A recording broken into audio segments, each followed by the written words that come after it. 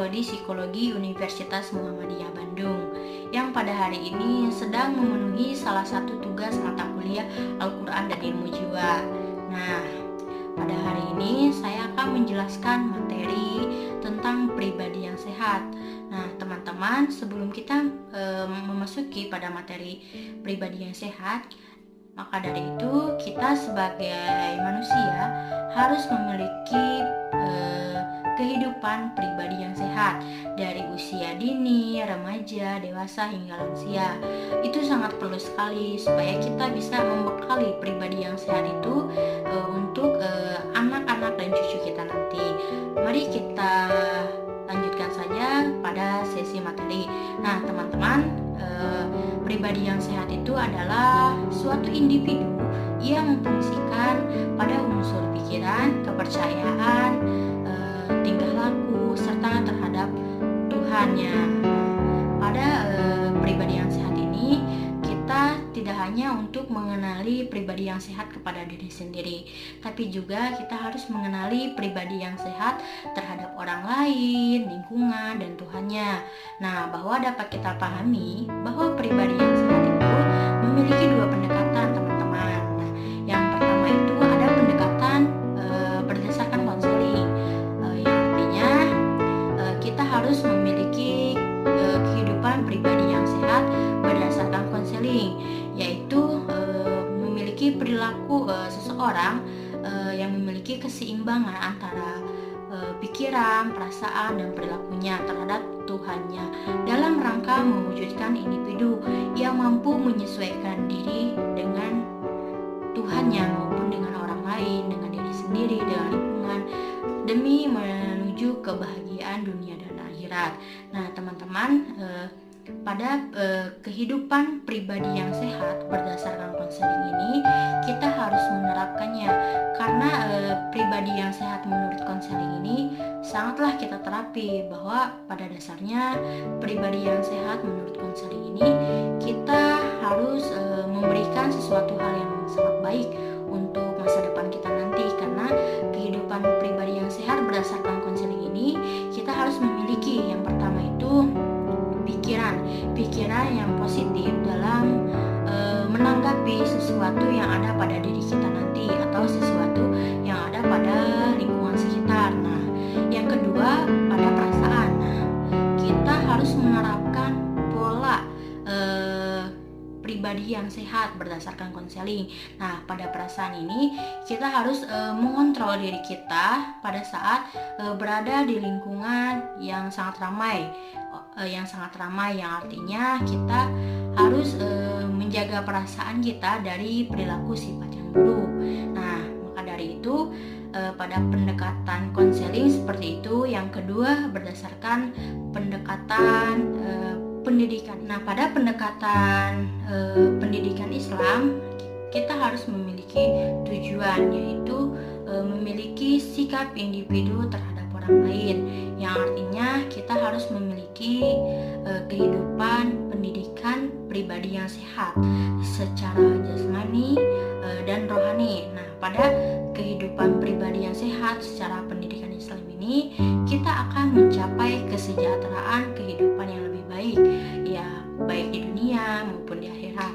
Nah, pada hakikatnya secara konseptual dan operasional, pendidikan yang sehat ini sangat besar untuk membangun atau membentuk pribadi yang sehat. Lalu bahwa pada pendidikan Islam juga pribadi yang sehat ini memiliki karakteristik yaitu iman, ilmu, amal, akhlak, dan sosial, sehingga pendidikan Islam dapat dikatakan memiliki pendidikan yang penuh dengan keimanan, ilmiah, amalia, moral, dan sosial. Nah, tidak hanya itu, teman-teman, bahwa pendidikan Islam dari pendekatan ini kita dapat melihat ada beberapa pendekatan secara keteladanan. Nah, teman-teman, yang pertama itu keteladanan, yang artinya salah satu pendekatan yang bersifat teladan. Artinya kita harus menciptakan suatu kondisi, misalnya pada pergaulan. Nah, pada pergaulan ini kita harus memiliki akhlak yang sangat terpuji, individu maupun terhadap orang lain. Nah, pada keteladanan ini ada salah satu ayat Al-Quran yang menjelaskan pada surat Al-Maidah ayat 7 yang artinya, "Hai Rasul, sampaikanlah apa yang diturunkan kepadamu dari Tuhanmu, dan jika tidak kamu sampaikan atau tidak kamu kerjakan apa yang diperintahkan, itu berarti kamu tidak menyampaikan amanatnya untuk memelihara kamu dari gangguan manusia, dan sesungguhnya tidak akan memberi petunjuk kepada orang-orang yang kafir." Teman-teman, pada ayat tersebut menjelaskan bahwa dalam diri Rasulullah memiliki sifat keteladanan yang baik dan patut kita contoh. Nah, dalam perbuatan, perkataan, dan seluruh aspek kehidupannya Rasulullah. Nah, pada pendekatan ini kita harus mencontohkan dari sifat-sifat dan perilaku Rasulullah ini untuk bekal kita nanti di akhirat maupun di dunia juga. Kita harus mencerminkan sifat keteladanan yang baik sesuai ajaran Rasulullah SAW. Pendekatan kebiasaan ini adalah suatu tingkah laku yang bersifat otomatis tanpa direncanakan sebelumnya.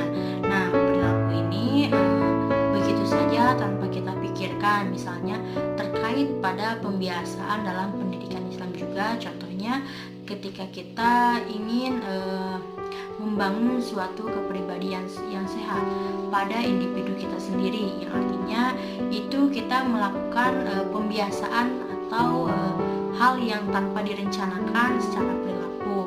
Nah, pada pendekatan pembiasaan ini bertujuan untuk bagaimana individu atau peserta didik untuk dapat membangun kepribadian yang sehat, sehingga setiap individu dari sejak usia awal telah dipersiapkan untuk mampu menata dan mengelola kepribadiannya.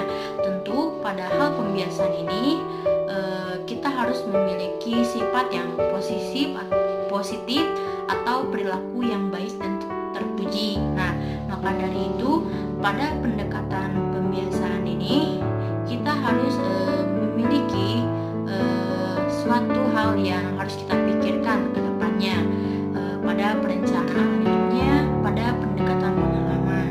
Nah, pada pendekatan pengalaman ini secara individual atau kelompok melalui kegiatan keagamaan dalam rangka menanamkan nilai keagamaan dan proses pengalaman kita. Ini biasanya diciptakan dari hasil panca indera kita, penglihatan kita, pendengaran kita, dan pengalaman secara langsung di tempatnya gitu. Pada pendekatan pengalaman ini kita begitu banyak pengalaman yang sudah kita lewati, dari contohnya pada masa perkuliahan dari semester 1 hingga semester 5 ini. Nah, banyak sekali dalam rangka keagamaan yang sudah kita peroleh dalam pengalaman. Selanjutnya pada pendekatan terakhir, yaitu pendekatan emosional. Nah, pada pendekatan emosional ini kita harus mengunggah atau mengontrol perasaan kita, emosi kita dalam suatu ajaran yang Islam dalam merasakan mana yang baik dan mana yang buruk. Nah, dari pendekatan emosional ini kita harus tahu gitu bagaimana kita mengontrol diri kita dari hawa nafsu, dari perasaan yang mengganggu diri kita, dan kita juga harus mengetahui mana sesuatu yang sangat baik untuk kita dan mana sesuatu yang buruk untuk kita. Maka dari itu kita harus memiliki pendekatan emosional agar kita bisa menciptakan sesuatu perasaan emosi yang dapat kita pahami dalam ajaran Islam ini. Begitu teman-teman.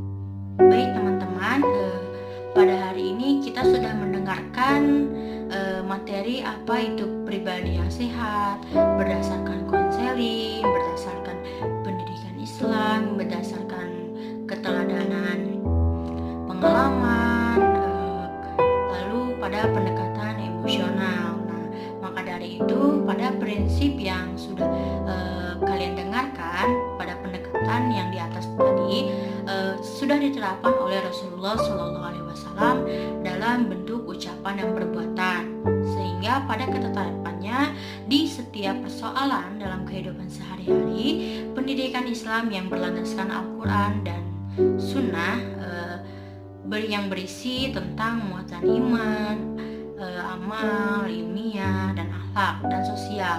Kita harus melahirkan pribadi yang sehat untuk menyeimbangkan pada pola pikiran kita, perasaan, dan perilaku kita maupun orang lain, baik terhadap diri kita sendiri, terhadap Tuhan, terhadap lingkungan sekitarnya. Maka dari itu kita sangat perlu untuk belajar tentang pribadi yang sehat. Terima kasih kepada teman-teman yang sudah mau mendengarkan video dan materi yang sudah saya sampaikan tadi. Mohon maaf bila ada salah kata dalam penyampaian materi maupun ucapan, mohon dimaafkan.